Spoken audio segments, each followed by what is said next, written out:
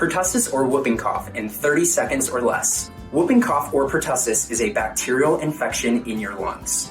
You can get pertussis or whooping cough when a sick person coughs or sneezes, and they are contagious for about 3 weeks.